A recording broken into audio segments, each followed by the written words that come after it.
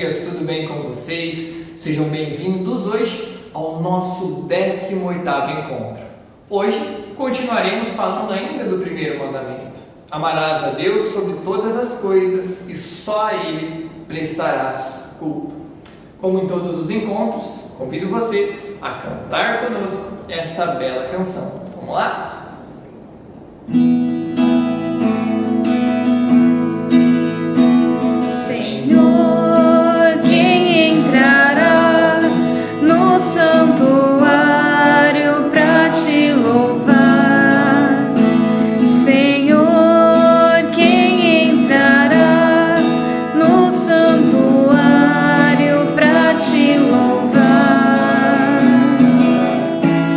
Quem tem as mãos limpas e o coração puro, quem não é vaidoso e sabe amar, quem tem as mãos limpas e o coração puro, quem não é vaidoso e sabe amar. Após cantarmos juntos essa música tão linda, mostrando, né, Senhor, quem entrará no santuário para te louvar. Nesse primeiro momento do nosso encontro, convido você então a entrar nesse clima de oração. Pedir para que Deus nos dê a sabedoria, nos dê mãos limpas, coração puro, arranque toda a vaidade do nosso coração, arranque tudo aquilo que não vem do Senhor e coloque no nosso espírito, no nosso coração, a graça, o amor e a força do Espírito Santo, para que nós possamos celebrar muito bem o encontro de hoje e entender aquelas palavras que o Senhor tem para a nossa vida. Por isso, convido você nesse momento a invocar a Santíssima Trindade em nome do Pai, do Filho e do Espírito Santo. Amém. Nossa oração inicial, então, será o Salmo 115. A resposta do Salmo será: ofereço ao Senhor um sacrifício de louvor. Ofereço ao Senhor um sacrifício de louvor. Que poderei retribuir ao Senhor Deus por tudo aquilo que Ele fez em meu favor? Elevo o cálice da minha salvação, invocando o nome santo do Senhor. Ofereço ao Senhor um sacrifício de louvor. Vou cumprir minhas promessas ao Senhor, na sua presença, na presença do seu povo reunido. É sentida por demais pelo Senhor a morte de seus santos, seus amigos. Ofereço ao Senhor um sacrifício de louvor. Vou cumprir minhas promessas ao Senhor, na presença do seu povo reunido, nos átrios da casa do Senhor, em teu meio, ó cidade de Sião. Ofereço ao Senhor um sacrifício de louvor. Glória ao Pai, ao Filho e ao Espírito Santo. Como era no princípio, agora e sempre. Amém. São Judas Tadeu, Rogai por nós. Meus queridos amigos e amigas, após nós rezarmos agora a nossa oração inicial, pedindo que Deus ilumine o nosso entendimento, o nosso encontro de hoje, esse é o momento de nós relembrarmos um pouquinho o encontro passado. Nós também falamos a respeito do primeiro mandamento. Nós falamos no encontro passado um pouquinho sobre adorarás o Senhor teu Deus e só a Ele o servirás. E no encontro de hoje, continuando a respeito do primeiro mandamento, aprendendo cada passo desse mandamento tão importante. Primeiro, não é verdade? Falaremos um pouquinho sobre só a Ele prestarás culto. Para isso, como todas as semanas, vamos para a nossa historinha. Hoje nós vamos falar a respeito de algo muito importante. E muitas pessoas têm esse medo. Quem tem medo de avião? Vamos lá? Conta-se então que o menino estava sozinho na sala de espera do aeroporto, aguardando o seu voo. Quando o embarque começou, ele foi colocado na frente da fila para entrar e encontrar o seu assento antes dos adultos. O menino foi simpático quando puxaram conversa com ele. Em seguida, ele começou a passar o tempo, colorindo o livro. Ele não demonstrava nenhuma ansiedade ou preocupação com o voo, enquanto as preparações para a decolagem estavam sendo feitas. E durante o voo, a aeronave entrou numa tempestade muito forte, o que fez com que balançasse com uma pena ao vento. A turbulência e as sacudidas bruscas assustavam alguns dos passageiros, mas aquele menino parecia encarar tudo com a maior naturalidade. Uma das passageiras, sentadas do outro lado do corredor, ficou preocupada com ele e perguntou: "Você não está com medo?" "Não, senhora", respondeu ele, levantando os olhos rapidamente de seu livro de colorir e piscando um dos olhos. "Meu pai é piloto." Que legal a nossa historinha de hoje, não é verdade? O que ela nos ensina? Nos ensina a termos essa confiança em Deus. Assim como o menino tinha naquele avião, não no avião, mas no piloto do avião. Não é verdade? Embora esse avião da nossa vida passe por muitas turbulências, por momentos difíceis, que às vezes nós não entendemos, não é verdade? Mas o piloto, aquele que leva a nossa vida, aquele que conduz o nosso coração, é o Senhor. É o Senhor nosso Deus. E se nós temos a confiança nele, assim como esse menino tinha em seu pai que era piloto, com certeza Deus sempre será aquele que nos conduzirá à vida eterna. Sempre será aquele que nos conduzirá pelos caminhos mais seguros. Sempre será aquele que nos livrará de todos os perigos. Como naquela história em que Jesus e seus discípulos estão na barca e durante a noite, no meio do nada, vem aquela forte tempestade. Começa a agitar a barca e Jesus está dormindo. E aí os apóstolos desesperados vão lá acordar Jesus: "Senhor, ajuda-nos, nós vamos morrer aqui com essa barca no meio do mar, com essas ondas." E aí Jesus levanta e faz com que haja uma grande calmaria, em que as ondas e o vento parem de soprar e de bater contra aquela barca. Assim na nossa vida. Às vezes estamos em turbulência, como no avião, às vezes estamos passando por momentos difíceis, mas o Senhor sempre está conosco, sempre está ao nosso lado para nos acompanhar e para nos livrar de todo perigo. Nesse momento, convido você a pegar a sua Bíblia para que juntos possamos fazer a leitura da Palavra de Deus. Vamos lá?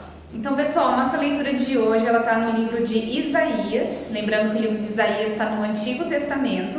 Vamos ler o capítulo 1 e dos versículos 10 até o versículo 20. Leitura do livro do profeta Isaías. Escutem a palavra de Javé, chefes de Sodoma. Preste atenção ao ensinamento do nosso Deus, ó povo de Gomorra. Que me interessa a quantidade dos seus sacrifícios, diz Javé. Estou farto dos holocaustos de carneiros e da gordura de novilhos. Não gosto do sangue de bois, carneiros e cabritos. Quando vocês vêm à minha presença e pisam meus átrios, quem exige algo da mão de vocês? Parem de trazer ofertas inúteis. O incenso é coisa nojenta para mim. Luas novas, sábados, assembleias, não suporto injustiça junto com solenidade. Eu detesto suas luas novas e solenidades. Para mim se tornaram um peso que eu não suporto mais. Quando vocês erguem para mim as mãos, eu desvio o olhar. Ainda que multiplique as orações, eu não escutarei. As mãos de vocês estão cheias de sangue. Lavem-se, purifiquem-se.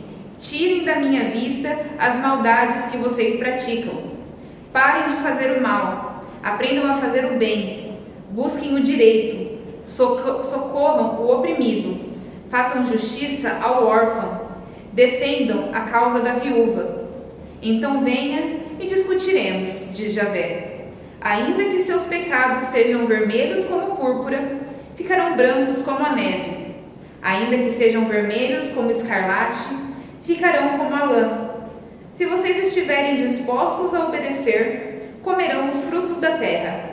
Mas se vocês se recusam e se revoltam, serão devorados pela espada. Assim fala a boca de Javé. Palavra do Senhor. Graças a Deus. Meus queridos amigos e amigas, após nós lermos essa leitura tão bonita, hoje, no livro do profeta Isaías, vamos entender nesse momento alguns pontos importantes que Jesus nos mostra.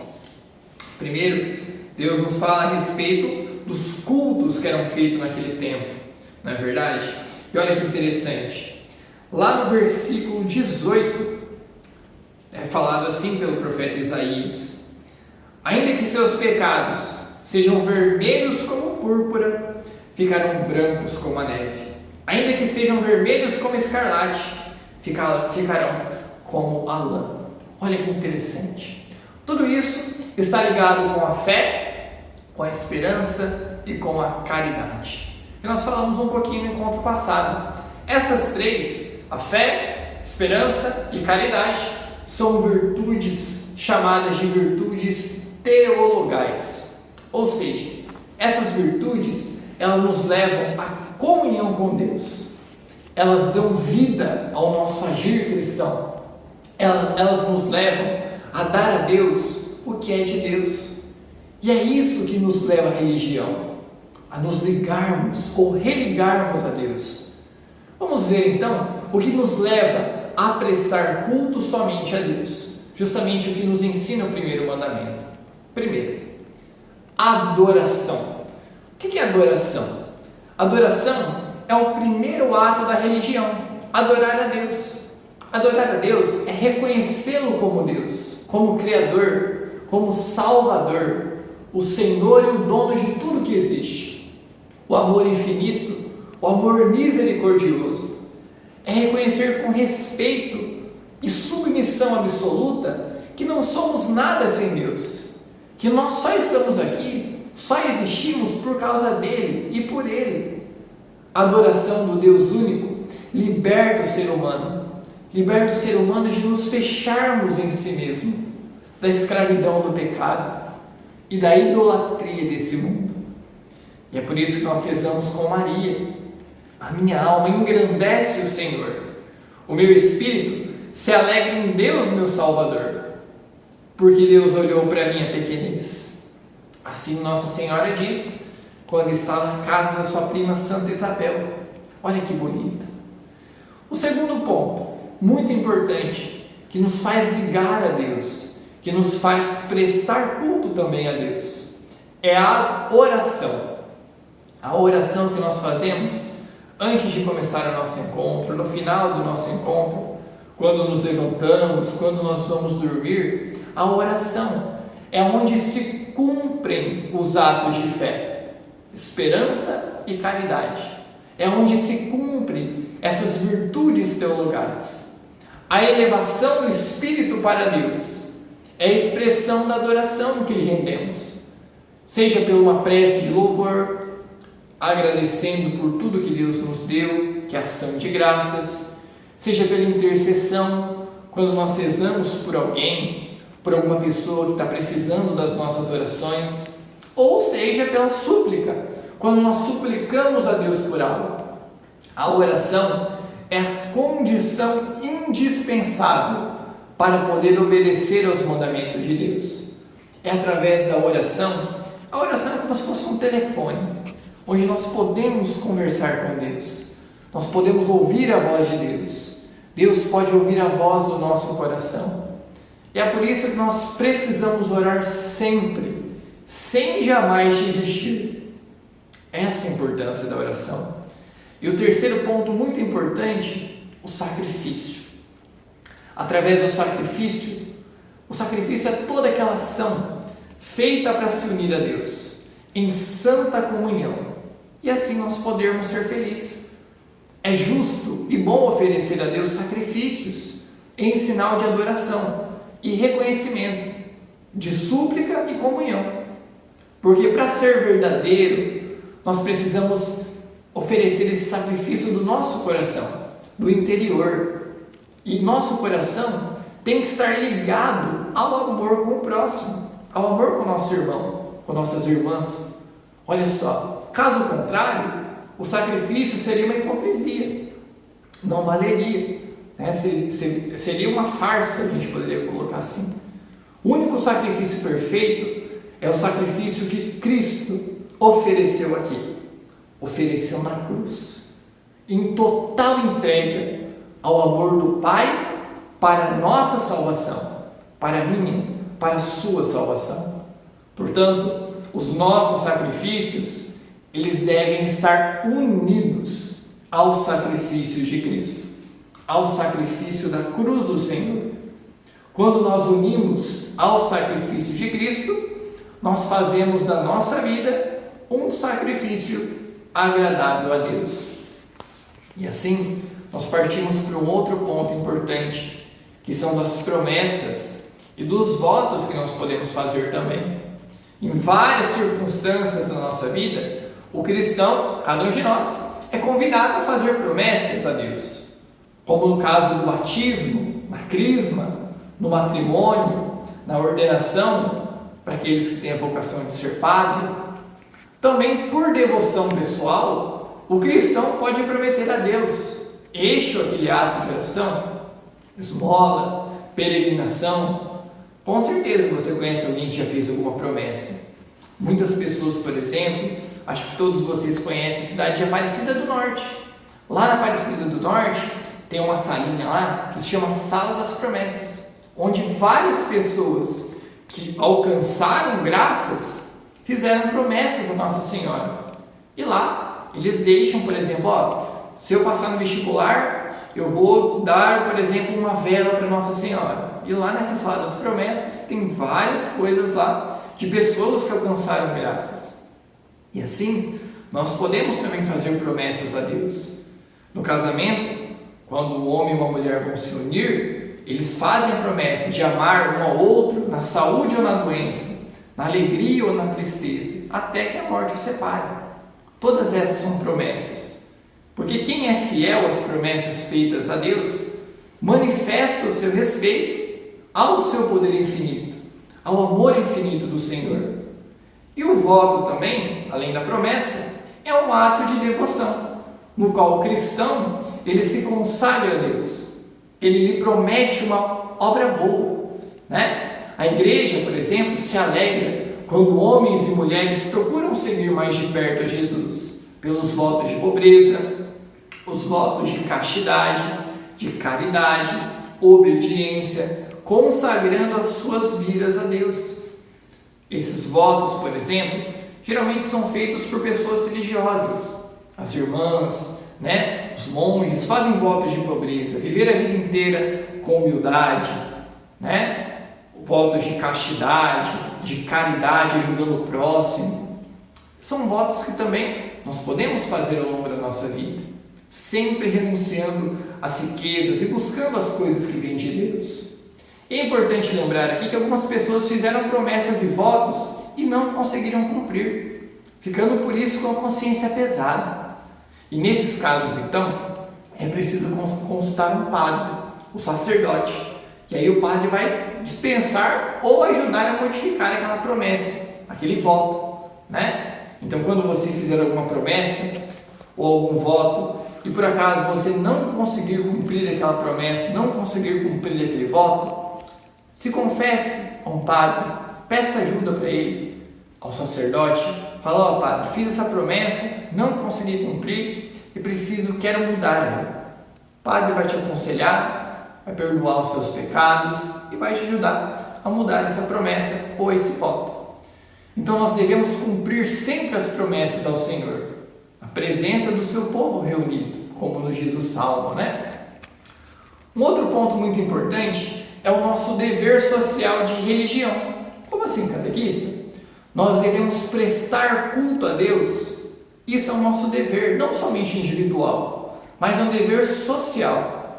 Isso porque a evangelização, ela deve levar e penetrar de espírito cristão as mentalidades, os costumes, as leis, as estruturas da nossa sociedade, porque os cristãos têm o dever social de respeitar, de despertar nas pessoas o amor pela verdade, o amor pelo bem, Nós cristãos também, como Jesus nos diz, nós devemos ser luz do mundo, fermento na massa, sal da terra, transformando a nossa sociedade, transformando com o nosso trabalho, transformando com o nosso exemplo de vida, porque a fé deve nos levar a criar, a promover a construção de uma sociedade mais justa, de uma sociedade solidária.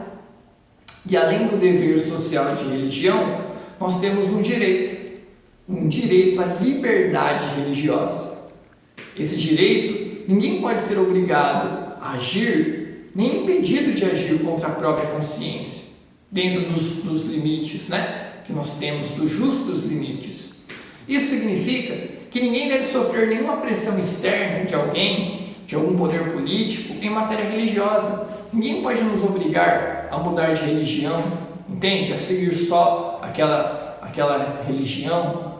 Esse direito, ele é um direito natural. Ele deve ser garantido na Constituição do nosso país, de cada país, o direito à liberdade religiosa. Isso não significa liberdade para cometer erros ou cometer atrocidades em nome da religião, entende? Nós precisamos sempre levar em conta o bem comum, o bem de todos, e não o bem de alguns, entende? Nunca algumas pessoas podem ferir o bem de todos os outros. Nós devemos pensar no bem comum, o bem de todos. Por isso que nós devemos ser livres para praticar a nossa fé, viver a nossa religião, sempre buscando o bem de todos, sempre buscando o bem comum. Então, meus queridos catequizandos e catequizandas, depois de todas essas explicações a respeito de adoração, da oração, do sacrifício, das promessas e dos votos, e também dos deveres de religião e dos direitos, ficou alguma dúvida? Se ficou, pode deixar aqui nos comentários, que a gente vai estar respondendo. Você pode perguntar também para o seu catequista, para a sua catequista, e com certeza eles vão estar te respondendo. Deixa aqui também, se você aprendeu algo novo, que você não sabia, algo diferente, E agora a perguntinha que fica para cada um de nós. Será que nós estamos prestando o culto devido a Deus? Ou será que não? Como será que está a nossa vida? Será que nós estamos fazendo esse bem? Prestando o verdadeiro culto a Deus? Fique para que a gente possa pensar ao longo do dia de hoje, ao longo da nossa semana e também sempre ao longo da nossa vida. Nesse momento, convido você a se colocar no clima de oração, a fechar um pouquinho os seus olhos, a baixar a sua cabeça, colocar a mão sobre o seu coração. Vamos pedir para que Deus, nesse momento, abençoe a nossa vida, nos envolva com o seu manto de amor. Pedindo a Nossa Senhora que sempre nos abençoe, nos livre de todos os perigos, nos livre de todos os pecados e nos conduza sempre às alegrias da vida eterna. Rezemos então uma Ave Maria. Ave Maria, cheia de graça, o Senhor é convosco. Bendita sois vós entre as mulheres, e bendito é o fruto do vosso ventre, Jesus. Santa Maria, Mãe de Deus, rogai por nós, pecadores, agora e na hora de nossa morte. Amém. São Judas Tadeu, rogai por nós. Nossa Senhora Aparecida, rogai por nós. Estivemos unidos e permaneceremos unidos em nome do Pai, do Filho, do Espírito Santo. Amém. Como sempre, é uma alegria muito grande cada um de vocês presente no nosso encontro. Que Deus abençoe você, sua família. Se Deus quiser, semana que vem estamos aí para mais um encontro. Fiquem com Deus. Até o próximo.